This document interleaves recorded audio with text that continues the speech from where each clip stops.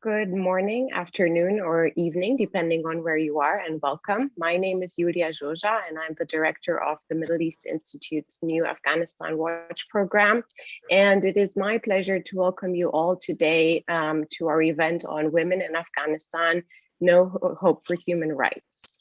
MEI's Afghanistan Watch project provides analysis and monitoring of Afghanistan's internal developments, regional security, and the country's role in the global power context in the aftermath of the withdrawal of US forces in August 2021. The project aims to contribute to a comprehensive international focus on Afghanistan as domestic transitions increasingly affect regional and international power dynamics. Global engagement in Afghanistan has drawn special attention to efforts to promote women's rights. As coalition forces withdraw and the Taliban solidifies their return to power, women are facing both new threats and renewed abuses from before the war. The Taliban's commitment to controlling women's rights under Islamic law has sparked fear for an entire generation of educated and working women in Afghanistan who have organized protests throughout the country in response. So some of the questions that we'll be discussing today are: what challenges do Afghan women face under a Taliban regime? In what ways are they able to navigate them? How, if at all, can regional and global powers influence the Taliban to sustain the freedom of Afghan women and the freedom that they fought for? I am honored to be joined today by a panel of distinguished participants. First of all, we have Rina Amiri, who's a senior fellow with the Center of International Cooperation and Center for Global Affairs at the New York University. Niloufar Saki, who is non-resident fellow at the Atlantic Council and Director of Policy and Diplomacy at McCollum & Company. And Hila Yoon, who's a Cora Weiss Peacebuilding Fellow at the Global Network of Women Peace Builders. To read their full bios of our distinguished speakers, please visit MEI's website. And I look forward to taking audience questions through Zoom's Q&A feature, which you can all find on your screen. For those calling in by phone or watching our panel on the live stream, you can ask a question by emailing events@mei.edu or tweeting us at MEI. If you have any technical issues, please email events@mei.edu, and please feel free to ask questions at any time throughout the panel. I'll be looking for all of your questions and will factor in as many as possible into our discussion today. And with that, let's get started. Welcome, everyone. It's a pleasure to be hosting you today for our discussion that is so relevant to what is going on right now in Afghanistan. Let's start with Rina Amiri. Welcome again. You wrote over the last few weeks and months in detail about the implications of the economic collapse under Taliban rule in Afghanistan. So can you tell us, and can you give us an overview about how the economic crisis impacts women in Afghanistan right now? Thank you very much. First, thank you for hosting this very critical discussion. It couldn't be more timely. The situation is absolutely grave. The international community has frozen funds and assistance to Afghanistan. Prices have skyrocketed. And by next year, UNDP assesses that over 97% of the population could be below the poverty line. And as the rest of the world, the brunt of the harm that's going to be inflicted is going to be felt by women and girls. In fact, the assessment is that over 65% of those that are most at risk are women and girls in Afghanistan, and that I'm talking about food security and just the degree of the humanitarian impact on the population of women and girls in the broader population. And then there's the political instability. The collapse of the public service system is considered eminent given what's going on, not in terms of just humanitarian relief, but the development assistance that would be required to sustain the public services system that have been in place, that in many ways were critical to sustaining the gains achieved. And what we're facing right now, and with a political instability, again, it would be women and girls who would be at the front lines of that devastation. And so what we're facing is a situation of what has been framed as inclusion versus stability, which I think is an erroneous approach, because what is being framed by the Taliban and some of its allies is that you have to forego inclusion in order to engender stability and prevent further suffering of the population. But again, I think that is that's pitting women in a false way as the ones that are standing in the way of stability. So I'd really love to get more into the details of how we can actually broaden that inclusion, broaden that discussion to really show how women could be really at the forefront of addressing the humanitarian plight in Afghanistan. Thank you. Thank you, Rina. Let me just follow up right now in terms of what you mentioned, inclusion. How do you see the main challenges right now with such a difficult situation under the new Taliban rule? What are the options in terms of inclusion that you're thinking about that would make a difference on the ground for women and girls alike? Well, one is how inclusion is being defined. There's a difference. In the West, there is a recognition that women and girls should be at the forefront of the discussion on issues of inclusivity, whereas by the Taliban in the region, the focus has been much more on ethnicity. So one of them is really unpacking inclusion and the type of inclusion that would need to be in place in order to engender some level of inclusivity. And that has to be the inclusion of women and girls, ideological inclusion, religious inclusion, and ethnic inclusion, which is not simply just adding a couple of people from other ethnic groups, but actually bringing in people that have the faith and confidence of their constituencies. That is the type of inclusivity that would be required. Second, there is a discussion that has to be had at more than one levels. One is what we've been talking about is at the political level in terms of the talking to the Taliban leadership. And then there's the one that has to happen at the subnational level in terms of distributing humanitarian assistance, and where the UN and relief agencies are at the forefront of those efforts.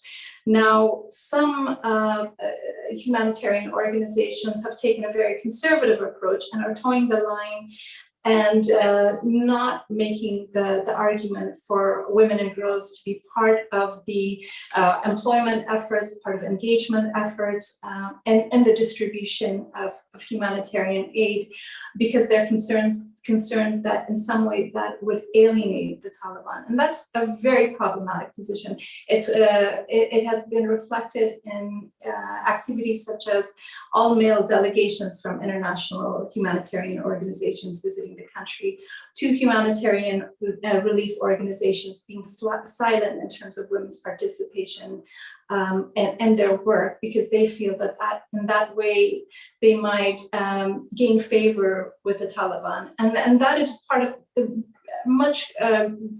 it's part of the problem in terms of how the issue is being revealed. The issue is being laid out by the international community as well. So the culpability is not just with the Taliban. The culpability also is with the international community. And the key is having a coherent and coordinated approach by humanitarian organizations, as well as a coherent voice on the part of the international community in the region when it talks about inclusivity and how critical it is, because the Taliban have been able to play down this issue, and the international community has been very complicit in playing down the issue of inclusivity, particularly women's rights in the last 2 years. We didn't just get here. There was a downgrading of the need for including women and girls for over 2.5 years that has led to where we are right now. Thank you, Rina. This is a very useful overview in terms of already what the problems are vis-a-vis women in Afghanistan from both an economic and a political perspective. And a great segue to my first question to Niloufar. We're looking at an extremely authoritative system right now under the Taliban in Afghanistan. So my question to you is, what does this system mean for Afghanistan's women in social, in economic, but particularly in political terms, in political participation? Thank you, Lulia, and good morning, evening, and afternoon to everyone joining us from different parts of the world. And thank you for organizing this very timely event. It will be timely for many more years to come, I guess. Yes, let me go back a little bit to 15 August and what we lost. By now, all of us know what Afghanistan lost, especially in terms of women's rights. 15 August was a tragic event for many of us who really worked with the nits and grits of social transformation in the last 20 years. Many of us were involved and many events like freedom of expressions and activities such as women's political and social participation in many, many events. So it was a tragic event. Still, many of us are in the process of healing and recovering from what happened and why it happened. So coming back to what really women groups and women in general lost in Afghanistan, it has been a tremendous loss. And I think the country has moved back to another 40, 50 years and all the struggles that many were part of it in 20 years were actually faded away. So in general, authoritative systems are a threat to human freedom around the world. If we see all the authoritative system in the world, the first to have been the target of the authoritative system were women. Of course, freedom of expression, civil and political rights of people in general, they were also part of the threats, but the authoritative system has been posing on the population in large, but the woman has been the main target. So what we have been hearing from, I in particular have been hearing from women inside Afghanistan is the Taliban first month they actually stopped women from work. They went to many civil society organizations and they asked women to not come to the office. They asked field officer not to go to the field. They asked journalists at the provincial level and not to go to their work. So there were really some practical steps taken by the Taliban in the first 2 months and in order to prevent women to go to work. That's the first impact of their authoritative system. The second element that I think Rina also has highlighted on that was about the inclusion. The whole issue of exclusiveness. I mean, excluding women from everything, from especially from political spheres that Afghanistan has gained a lot in the last 20 years. So Taliban have been very, very clear in their statement that they will not allow women to be in the cabinet. They will not allow women to be in the high decision-making level. They will not allow women to be in even the judiciary system. So there were some remarks that we have been noting from Taliban statements since they have taken over, and that are the characteristics of their authoritative system, which further sideline women, exclude women, and confine women to a particular sector in society. And that sector that they did not actually pose any kind of restriction on women in health. But in education, still that's an issue. So there are the sectoral engagement of women is really an issue under the authoritative system, and what sector women are allowed to go and work and have their freedom, and what sector they are being excluded from. Those are the issue which still their system has to answer. So in a nutshell, the authoritative system, which their justification of their policies are based on the religious justification that Taliban have actually. So that's the premises of their policy. Whatever policy they have had so far from last 2 months on women's education, participation in politics, whenever they were being pushed to answer why those policies, then the answers or the justification of the Taliban has been really based on religious foundation, that they had their own interpretation actually of that particular religion. Another impact that this authoritative system overall has on the population, particularly on women, that it impedes their agency of empowerment. So what my concern is, as a person who follow the agency element of the population enlargement through my studies and conflict, I see that such a system by itself can disempower people, particularly women, because when a system and policies are not friendly towards particular population, or when they are not only friendly, they're actually pushing a lot of atrocities towards them. So when system in place are that, so that disempower the individual, that's empower the women, especially now in terms of the girls' education, that gives an image to women and girls that they are not part of the society. And so that will actually control women agency and will not allow them to step in and work. So if this system continues, that's actually the nature of authoritative system, that it impedes empowerment of individual in a society, impedes creativity with an individual. And that's my concern, that if this actually continues, what we will see that women will lose the sense of empowerment. Women will be confined to particular sector or even home, and they think that it's what they have, it's what they have as an ability, and they cannot step in the other sector because of the lack of the ability that genetically they have. So that is actually the concern, that most of the authoritative system are indirectly, directly that's their policy, but this policy indirectly will have impact on people's agency, particularly in case of Afghanistan, women's agency of empowerment.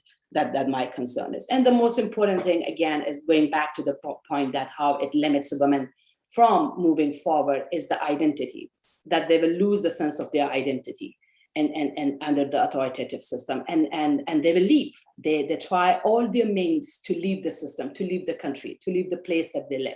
And actually we are seeing, based on yesterday's interview, I have been following activist interview from Afghanistan, that many of them are trying all their means. I myself receive a number of calls on daily basis from women at the civil society level, journalists, women at the remote areas actually who used to work for education, literacy packages. They want to leave. They just want to leave the country. They don't want to stay because there's a fear of losing everything that they have. There's a fear and frustration that actually they are right now in, and they don't think a better future for them and for their children going forward. So I think all elements are caused by an authoritative system that mostly impede women from going forward and step in any work that they want to do, especially even the basic sectors like education, health, some level of political participation. They don't see themselves actively participating in all these sectors going forward. Therefore, there's a fear of frustration and aggression within them that we have seen emerged from last 2 months, and they don't want to stay under such a condition. I stop here, and then if there's any questions or comments, I'll answer there. Thank you, Niloufar. We're certainly seeing your comments in the light of the current Afghanistan Taliban regime as super authoritative, and we see the consequences of that on women in everyday's news. If we're looking at highly educated women in Afghanistan or just working women, you mentioned a few times also the key element of education, both for women working in education, but particularly for girls and young women still in education. So that let me move that then to Hila and ask you, Hila, you're focusing your work and have been doing amazing work on the ground in Afghanistan on women's education. Can you tell us a little bit, can you give us an overview of the main issues that Afghan women are facing and girls are facing right now in terms of education, the main obstacles and what the situation on the ground is. Thank you. Thank you, Yulia. And I think it's a great timing to talk about these problems. And I want to echo what Farjan and Reena John said about the current problems and how it is affecting women's situation in Afghanistan.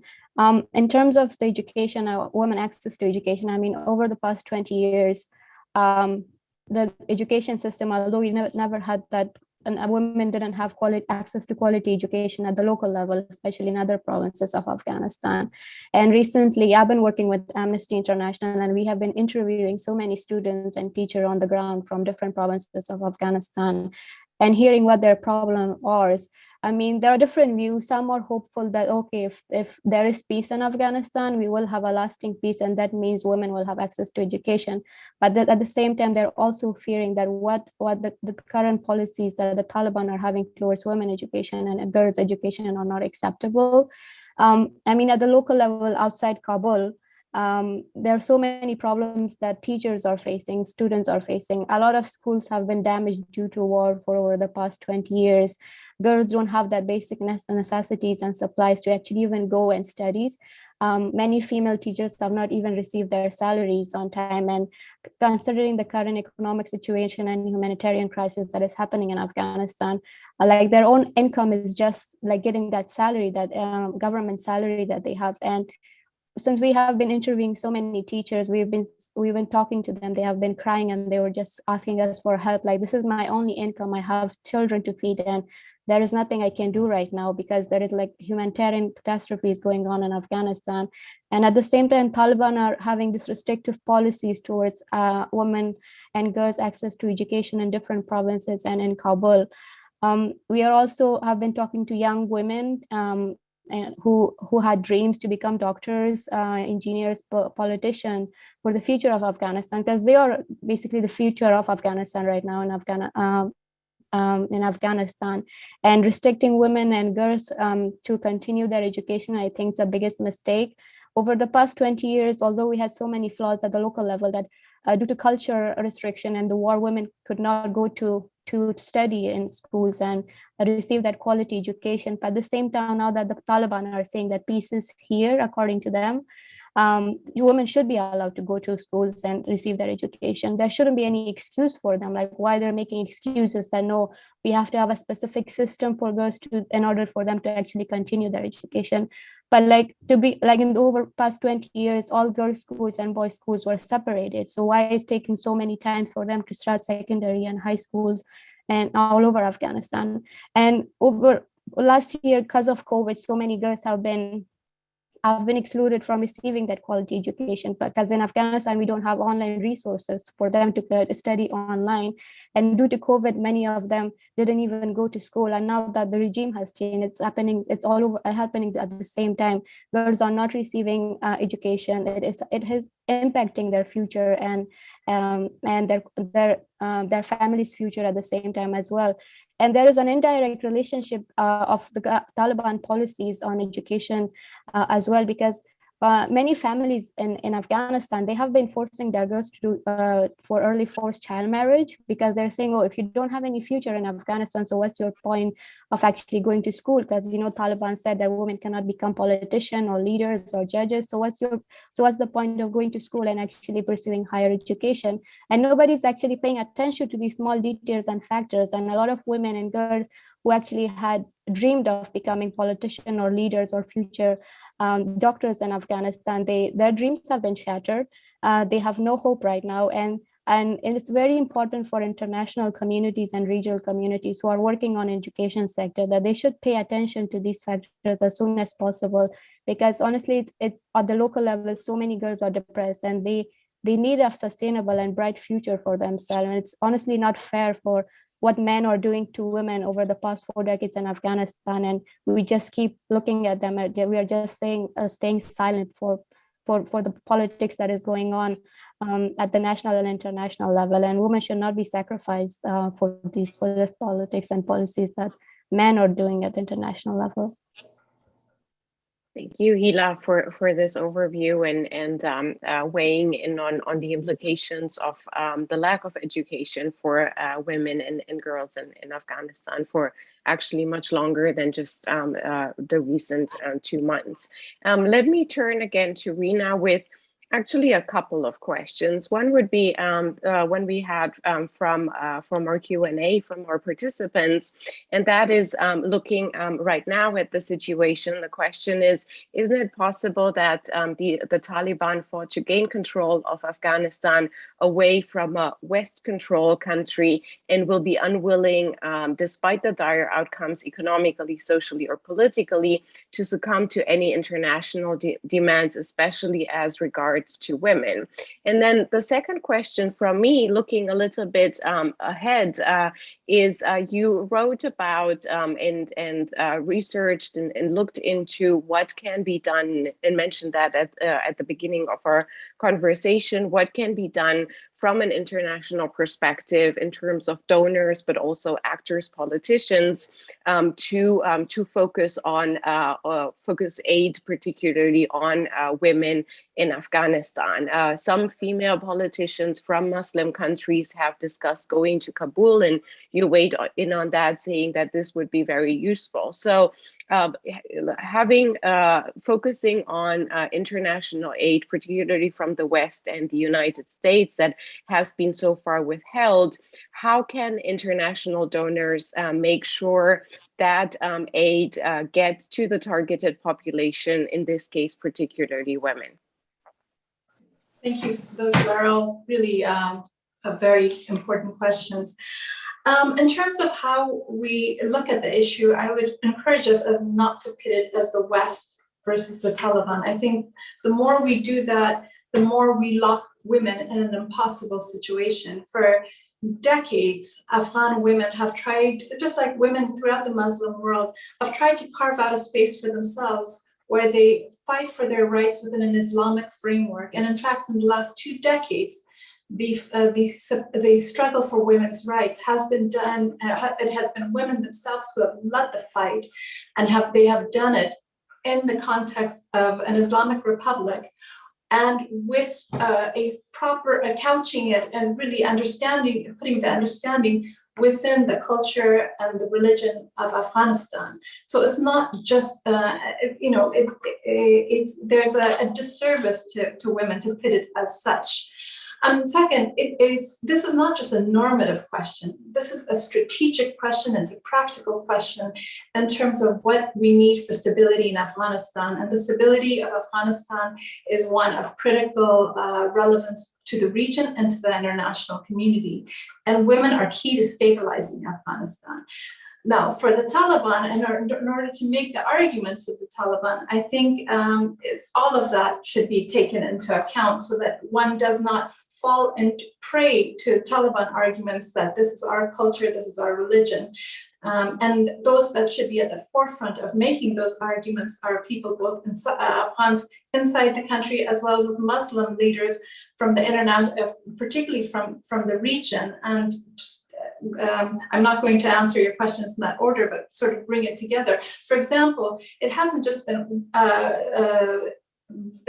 Muslim female leaders that have been making the case. It's also, and very encouragingly, some male leaders from the region who have said this is important. The foreign ministers of Turkey and Indonesia indicated, I think about a week ago, I read in The Guardian, that they were going to make a trip to Afghanistan to make the case for inclusivity. And they've also noted that this is the inclusion of women would be an important factor in the definition of inclusivity. You've heard other leaders from the region also cite examples that this is Taliban, this is not our religion. We actually have precedents of women's leadership within our own religion and our own culture, and I think that has to be made over and over again. And in terms of the I should point out that it's not those that fear that the Taliban are not going to be susceptible to these arguments. should look, right now there has been some progress, and one it's very quiet, it's happening at the subnational level. For example, some humanitarian organizations that have been making this very principled position of, you either let us include women in both as recipients and as workers in delivering humanitarian aid, you either allow that or we don't work in Afghanistan. They've made inroads. They've made inroads at the subnational level. And in fact, I think there's only 2 provinces where they haven't been able to manage some sort of deal with local leaders. And they've done that quietly with local leadership at the provincial and at the district level.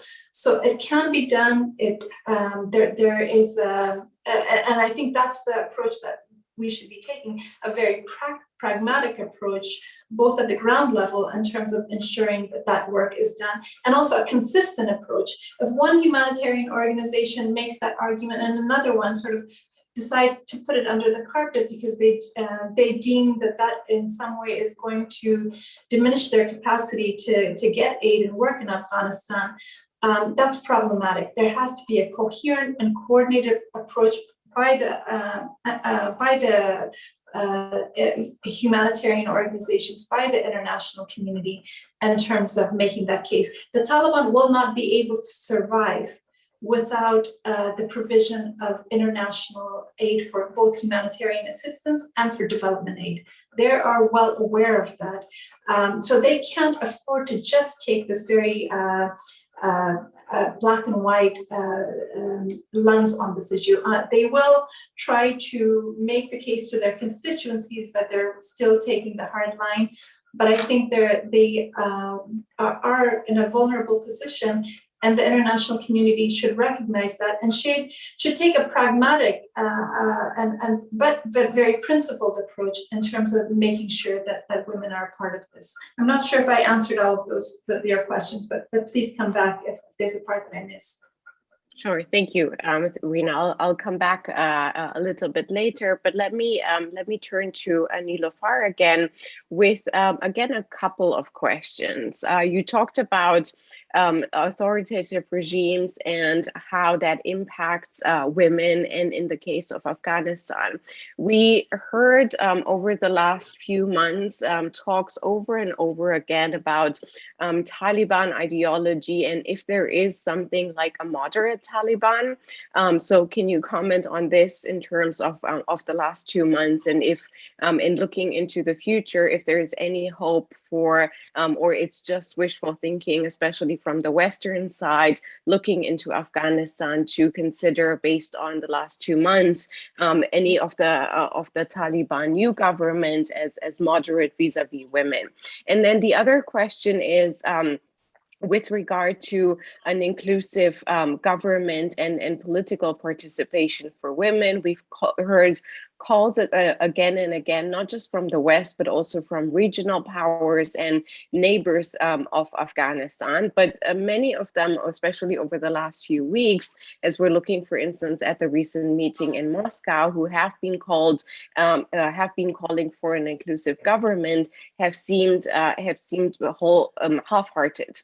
So can you comment on this in terms of, is there any leeway, any power for regional countries that have influence on Afghanistan right now and on the Taliban regime to push for more inclusivity, inclusiveness, and particularly for the role of women in terms of political participation?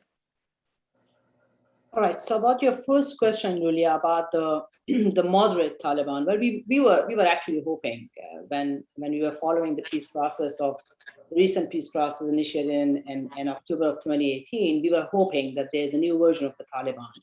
We were hoping that they were Taliban 2.0. We were hoping that they have changed their policies and they were moderate in terms of the human rights, women's rights. And that's how they framed themselves during the process, 2 years of the peace process. So they tried, I mean, that's how they actually showed and demonstrated them that they tried to change their position from a military-based organization to a political organization or setup. But that proved actually wrong.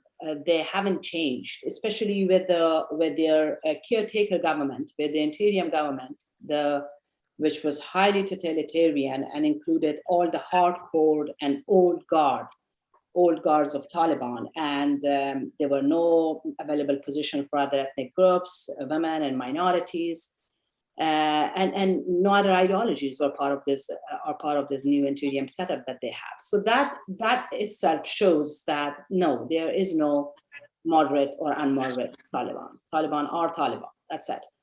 That's actually what comes out of the research from what 2 years of processes have been under the target of those research.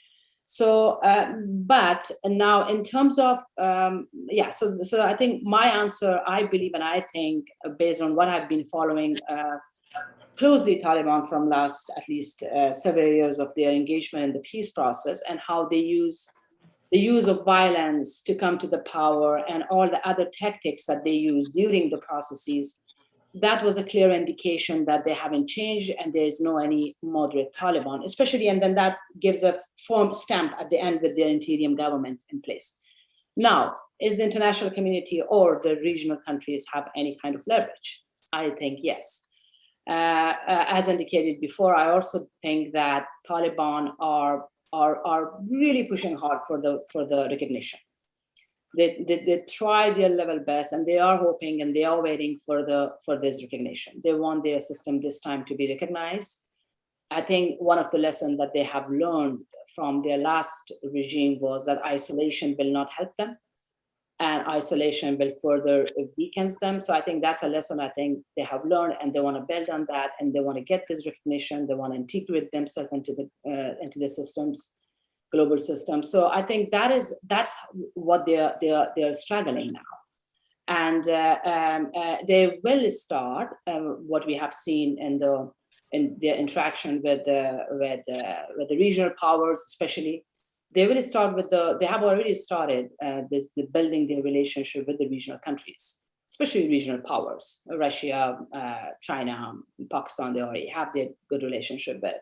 So that is their target, and I think the sign of inclusivity, the message of inclusivity, which was from Moscow event, that was a positive sign, I would say, and I believe there will be a number of other events coming up. Well, at least that wasn't tentative plans. And I think that message of inclusivity should come out again and again by the regional countries and by the international community. I think there's still time. It's not late. It's not too late. There's still time for all these players, especially the powers, the global powers and the regional powers, should push this element of inclusivity. Especially in terms of women. I mean, there should be some women faces in the cabinet.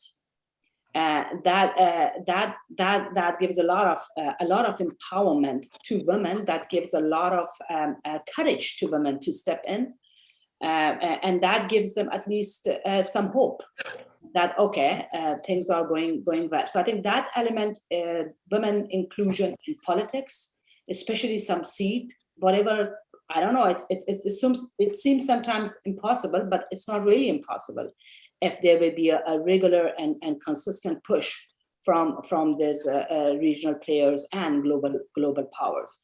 And the other element, the ethnicity, the ethnic inclusion, because what is the fear in authoritative system, Lulia, that if people don't see themselves part of system, they resist, all right?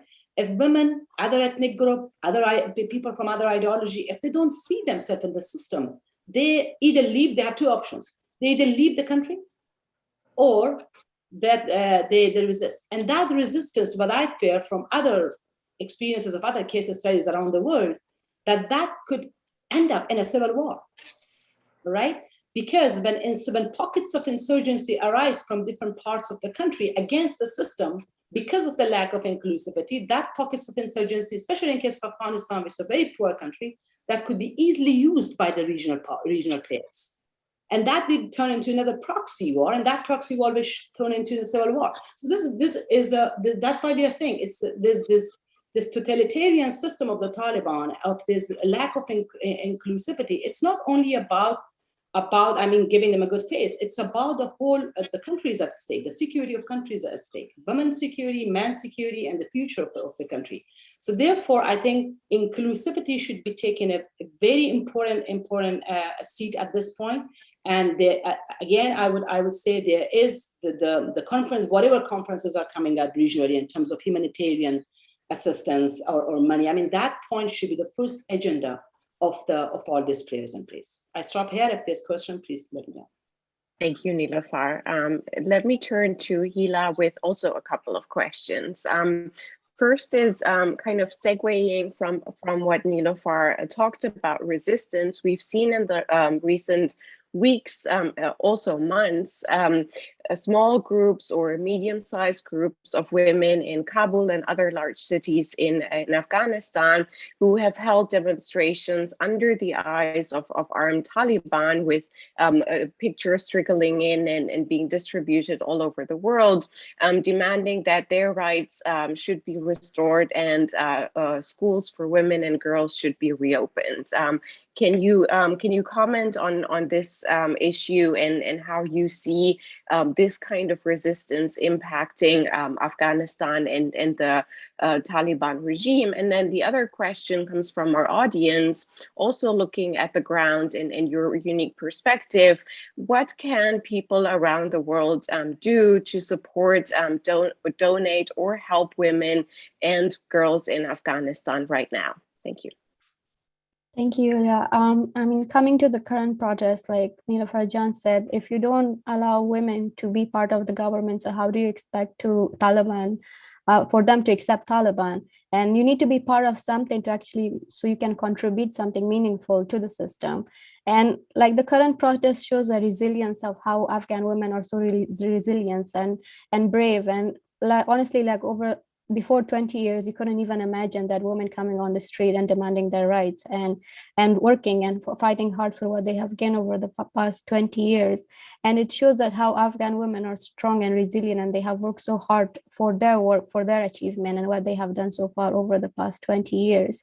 And it also shows that Afghan women don't have victim morality. We don't need the other people to come in and rescue us and save us from what's happening in Afghanistan. What's important right now for the Western organization and international communities is that see Afghans as their partners, not someone who can be safe, but contribute to their struggle, that what they have been doing, and listen to their problems, what they're demanding, what they're asking. And I mean, so far, Taliban have been beating so many women and so many journalists while they were doing protests, and it's against human rights and international law. But so many Western journalists they are covering this story. It's also important for them to actually provide that space, platform and space for these women who are actually raising their voices against the current regime. And it's also important because so many women who actually organize these protests, they have been receiving death threats on social media and on other platforms as well. So if you don't provide that safe platform and safe spaces for these women, how can we actually give them the opportunity to raise their voices, looking at the practical lenses of what's happening in Afghanistan right now? And that's why it shows a very strong resilience from Afghan women at the same time. And especially women regional organizations should pay more close attention to what's happening in Afghanistan and how women are reacting to the current regime. And I agree with Niloufar Jan is that if you exclude all the minorities, all the women from the current system, it will lead to a civil war. And honestly, Afghans are so tired of wars. It's been like more than 4 decades that we have been seeing war. And as a young generation, and it's very important to see, like during these protests, there is an intergenerational aspect to it as well. So many young women were the ones who actually organized these protests. And these young women have been fighting for their rights. And the intersectionality, intergenerational aspect is very important to recognize in these protests. And coming to the second question, how international community can help, it's very important that there should be a strong and focus on grassroots peace building organizations, especially organizations who are led by local peace builders at the local level in Afghanistan. I mean, over the past 20 years, unfortunately, a lot of international communities and Western media considered Kabul as the only Afghanistan, but ignored the 33 provinces of Afghanistan. And it's important that And this kind of build a bridge between a gap between local grassroots peace builders and peace builders who are based in the capital.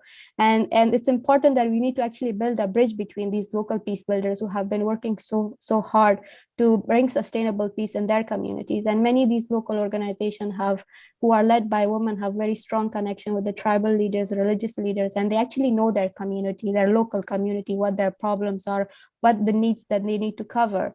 And if international communities who want to support and help women in Afghanistan, it's important that they should search for NGOs who are based outside Kabul, who are local NGOs, because they have different means and methods that they can help people who are on the ground, and especially who are facing humanitarian crisis.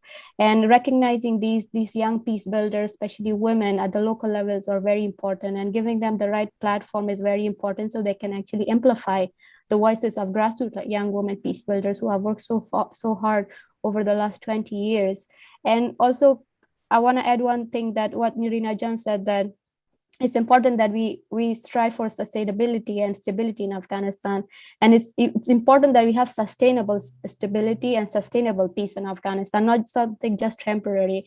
I mean, like what's happening right now in Afghanistan, Taliban have their own agenda, international community have their own agenda, and it will take months and months for them to actually sit on tables, have these meetings, these bureaucratic meetings, and come up with a final agenda. But at the same time, people are starving in Afghanistan. They're at the brink of death. I mean, recently, children in Afghanistan have starved to death because they didn't have any food. And at the same time, international community, Taliban are just pursuing their own agenda, but not focusing on what's happening on the ground. And I think it's important that priorities should be held, and what important and emergent things that are needed in Afghanistan is the focusing on the humanitarian catastrophes that is happening in Afghanistan. Like, people are literally dying and starving, and it's very important for us to use such platform to raise more awareness about what's happening and find different means to help local organizations so they can actually reach out to these communities and help people who are at risk of dying in Afghanistan. And it goes for the women as well, because if women in Afghanistan, especially mothers who are worried about their children dying, they wouldn't care about their rights or human rights because their children is dying in front of them. So their priorities for the first priority for them would be to save their children from starvation. And it's important that we set our priorities straight and focus on the humanitarian crisis that is happening in Afghanistan. Thank you, Hila. It's hard to even follow up on this in comment, given the dire situation that you're describing so accurately. But let me turn. We have a few minutes left for a couple of more questions. Let me turn to Rina with a question from the audience for you. The question sounds like that. Thank you for putting the false dichotomy between inclusion of women and stability on the table.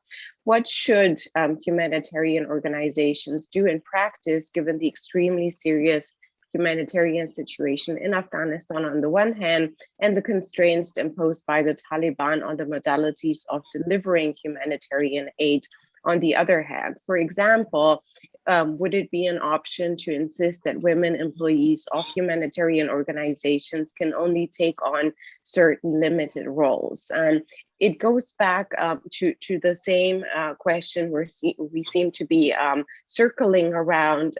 We need to be thinking of ways beyond the political agendas internationally to actually get aid to women, to girls in Afghanistan, and to children in Afghanistan.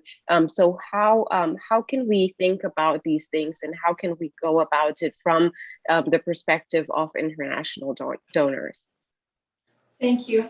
Maybe I'll start not just with humanitarian organizations, but the international donors. I mean, I think what is most troubling is that the international community, using the argument of lack of inclusivity, is not providing the badly needed support that's needed in Afghanistan. Right now, the UN Humanitarian Assistance Program had only a third of its ask for badly needed assistance has been met. Only a third of the funds that it needs has been provided. They need what would be a pittance in terms of looking at the aid that's been provided to Afghanistan in the past, $220 million a month is what they've asked for in order to get aid out, aid that's desperately needed into the country, and that is not being achieved. And inclusivity should not be the argument to withhold aid. There are ways to make this happen, and as I noted earlier, UN agencies, humanitarian agencies have found that on the ground they are able to negotiate with provincial leaders, local leaders, and what is required at this stage is for the humanitarian agencies to come together, have a coordinated and coherent approach in those negotiations. The more coherence, the more coordination there is, I think the greater the possibility of expanding the terms of the negotiation with the Taliban. In terms of what the roles of women might be, I think that, yes, it should be a process of ongoing negotiation. I go back to Niloufar Jan's point that we should proceed with caution and not just become complacent of giving women just a few limited roles, as you know, that the Taliban have said that they'll allow women to work in certain sectors and doing certain work, but there should constantly be an effort to expand those terms. Yes, we need to meet the humanitarian situation on the ground. That is of utmost urgency, and as I noted earlier, and my colleagues have also said that the women and children are the most vulnerable in terms of the withholding of aid. The position of the international community should be one in which they see that both inclusivity is absolutely critical and humanitarian aid is absolutely critical, and feeding and negotiating inclusivity and in terms of how assistance is meted out. I just go back to Niloufar Jan's very important point that inclusivity, again, it's not just about principles which are important, but it's about peace in the country. Peace will not arrive in Afghanistan without the Taliban enabling inclusivity across the spectrum in terms of ethnic groups, in terms of women, in terms of a broader definition of what is allowed in terms of looking at Islam and interpretations of Islam, and in terms of ideology. All that has to be there in a country that is a tremendously diverse along all of these lines. They have to see themselves in the government for this government to hold and to be stable. And those that are seeking to engender stability in Afghanistan need to recognize that that is the only path to stability in Afghanistan. Wishing and hoping that the current regime is going to be the fait accompli that's not going to materialize. We should stop with wishful and hopeful thinking and just look very strategically in terms of the reality on the ground and what would be required in order to engender stability. We have decades of experience in Afghanistan to show that that is the only path to bringing about peace in Afghanistan. Thank you, Rina. Turning to Niloufar with a couple of questions, again, from the audience. Based on what you were discussing a bit earlier, if other nations, this is the first question, recognize the Taliban government, won't it mean to them that they continue discrimination against women, the same thing they did 20 years ago? And then the other question is, looking at the situation right now and into the future economically, is there, or do you think that, how would you estimate the economic cost of basically removing women from the labor force and education? How would that estimate look like in terms of not just mere numbers, but as a whole impact on Afghanistan economically and politically? All right, the first question about the legitimacy of the Taliban, or recognition, sorry, your question was about. I think it's not time for the regional powers or regional countries or global power to recognize the Taliban. Recognizing Taliban at this time, I have said again and again from last 2 months that this will be a grave mistake. Taliban will try to show a good face at this time in order to gain that recognition. So the international community and mostly the regional countries in the power should be cautious about that step. Therefore, I think I wrote a couple of weeks about the human-centric policy of engagement rather than state-centric policy of engagement. The human-centric policy, as Hira was talking about, is exactly what it is about, just to support the local indigenous groups. You name it, whatever. I mean, we used to call them civil society, non-governmental organization. Different names are kind of attached to them. But in a nutshell, they are the local indigenous groups or communities, councils, who through them the humanitarian packages should be delivered. That's one of the format, and that format has been implemented in other parts of the world mostly by the UN organization and the international organization. So that is, of course, that requires some type of documentary approval from whatever system is in place in that country. So in case of Afghanistan, that should be kind of approval from Taliban. So if that arrangement will be made, I don't know. I don't know how the details should work. Government to government, or there's UN to Afghan government right now. Taliban regime or government right now. But I think the human-centric policy will allow and enable the population in large, specifically women, also to be engaged in the, if not for other activities at this time, at least for the social services. The kinds of activities like education, health, income generation programs, and name them, women in the legal sector, partly at the attorney departments, they could get involved at the provincial level. So there are kinds of work that women can be part of them through this initially through humanitarian packages, and then it will lead to development projects going forward.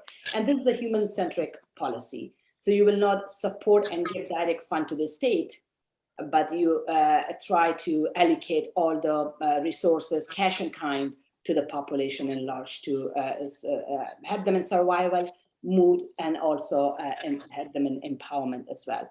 That is one thing that I would actually at least would see going forward. What was your other question, Lulia, by the way? Sorry, I was muted. The other question was with regard to the estimate of economic cost of removing women from the labor force and from education as we're looking at it today. Well, that's huge. According to data, there hasn't been any census in Afghanistan. We don't know the exact data, let me be clear, but according to different data, women constitute more than 50% of the population in Afghanistan, at least 50 to 51%. That's how I read recently. So when you exclude 50% of the population from the economy, that is, you should expect a huge drawdown in the GDP. Because there are women who will, for example, and I'll give you an example of last 20 years not recently, at least starting from 2015-16, there was a woman in private sector were one of the sectors in Afghanistan which got a lot of attention, and women got involved in the businesses, small businesses, and they were having their own businesses at the regional level. So there was a lot of women momentum and activism in this private sector engagement and having their businesses and getting certificates, starting connecting and matchmaking their businesses with the regional businesses or regional countries. So there were lots of those kind of initiatives started, which indirectly that would add to the GDP. I don't exactly know the estimates. I haven't had the research in the past, but that there are data that indicates when women are actively involved in the private sector and the economy, both through workforce and through direct engagement of business development. So that will add to the GDP. So of course, with 50% not contributing and not being part of the workforce and not contributing in the economy, the Taliban should not expect a better economy also going forward. And the crisis will actually increase by exclusion of women in these two sectors, both workforce and the private sector. Thank you, Niloufar. Potentially what you're suggesting, I think, is that we're without having the necessary data, we're potentially looking also at the economic collapse that is happening right now as partially caused by removing already women from the workforce, both in private and partially in the public sector as well in Afghanistan. My last question to you, Hila, is based on a question that we have from our audience, and actually from a president of an NGO who's asking, and I think this is a relevant question for many of those who are watching and will be watching the recorded version of this conversation that we're having today. What is the best way for NGOs and leaders of NGOs worldwide to seek out and connect with grassroots organizations to assist and partner with in Afghanistan, particularly as we're looking at women and girls? I think one of the best ways is like your organization providing the platform first for these local grassroots leaders to actually speak, and this way they can, a lot of audience can actually identify that, okay, there is this local leader who are actually doing some work on the ground at the local level. I think providing that opportunities for them to attend the webinar would be one of the best way to identify them. The second way is that a lot of youth organizations, especially at the local level, they're all part of the UNOI network. It's the United Nations Youth Network, because our organization is also part of this network. And through that organization, we have identified so many local grassroots organizations who have been working on peace building initiatives in their local communities. And most of them are actually led by young women. I think that's the second best way to identify and reach out to grassroots level peace builders. And I think once you reach to one organization, the member of that organization can connect you to other local organizations as well, because they all have a local community network at the same time within their network as well. And also, I think I will also leave my email as well in case we can work together on this, because I think she's also the president of an NGO, and I think it's the best way for us to build a network and connection, and how we can support our peace building work on the ground, and how we can make a sustainable and strong network that can include both local grassroots peace building organization and national peace building organization, regional and international peace building organization.